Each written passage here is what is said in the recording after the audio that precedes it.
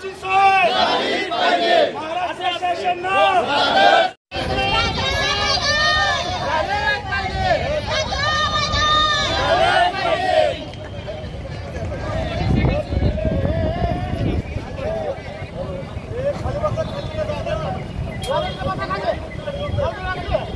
महाराष्ट्र शासन महाराष्ट्र शासन भक्तांची सोय झालीच पाहिजे। मैदानासाठी निवेदन उपोषण आंदोलन झालंय। आज आंदोलन करतायत, कशासाठी करतायत, काय हे केलं होतं, आश्वासन दिलं होतं तुम्हाला? 20 तारखेपर्यंत महाराष्ट्र शासनाचं नाव लावू असं आश्वासन दिलं होतं। आज 25 तारीख ही उजळली तरी महाराष्ट्र शासनाचं नाव लावलेलं नाही। भूखंडाचा श्रीखंड कोणी खाल्ला त्याच्यावरही गुन्हे दाखल झालेले नाहीत।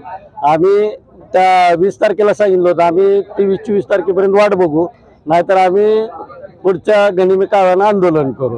आताही इशारा त्यांना दिलेला आहे 5 ते 6 तारखेपर्यंत आपण PR कार्ड रद्द करून महाराष्ट्र शासनाचं नाव नाही लावलं तर 7 तारखेला तुळजापूर शहरात भीक मागून आंदोलन करण आणि आंदोलनात जेवढे पैसे जमतील त्याचे लाच स्वरूपात तुळजापूरचे मुख्याधिकारी शिवसाहेबाला, मंडल अधिकारी, तलाठी आणि तहसीलदारांना जी रक्कम मिळेल 4 भागात विभागली जाईल आणि टेबलवर ओरिजिनल म्हणजे लाज ही टेबला खालून घेतली जाते, पण मी टेबलवर ठेवून लाज आमच्याकडे पैसे नाहीत, विरोध पार्टीकडे भूखंड खाल्लेला श्रीखंड खाल्लेले पैसे, त्या पैशाला दबावाला बळी पडतात।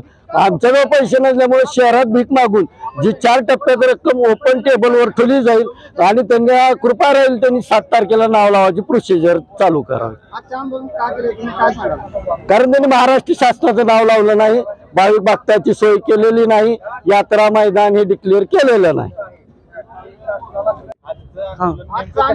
या आंदोलन एवढ्यासाठी आहे की एवढी हे करूनही पार्किंगला पैसे आलेले असतानाही, त्यांच्या विकास कामासाठी पैसे आलेले असताना, भूसंपादन आलेले पैसे असताना हे पैसे कुठे गेले आणि पार्किंग का आज तागायत झाले नाही, यासाठी वेळोवेळी प्रयत्न करून वेळोवेळी अनेक आंदोलन केले तरीही येथील कोणीही दखल घेतली जात नाही व आपल्या प्रेस्टिजचा प्रश्न वापरून येथील जागा मालक हे स्वतःची प्रॉपर्टी वाचविण्यासाठी येथील लोकांची व्यवस्था होऊ नये, इथल्या लोकांना आपली प्रॉपर्टी जाऊ नये या दृष्टीने ते काम करतात। फक्त इथं आमचं म्हणणं आहे की आमचं स्वतःचं वैयक्तिक कुठलाही स्वार्थ नाही, इथं फक्त एवढंच आहे की यात्रा मैदान झाली पाहिजे, सर्वांची सोय झाली पाहिजे, यात्रेकरूंची भाविक भक्तांची सोय झाली पाहिजे, यासाठी इथं यात्रा मैदान आणि कार पार्किंग होणे अत्यंत आवश्यक आहे।